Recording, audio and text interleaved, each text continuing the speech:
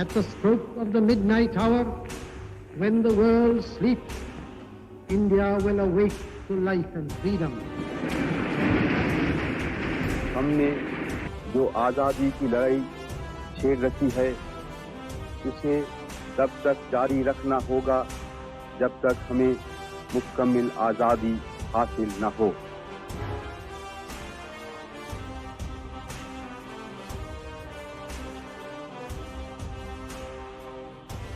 कि हम हिंदुस्तान में कोई भी प्रांत के पड़े हैं, हम हिंदुस्तानी हैं। नमस्ते, मेरे और कैलाशा ऑनलाइन लर्निंग की तरफ से आपको इंडिपेंडेंस डे की बहुत बहुत बधाइयाँ।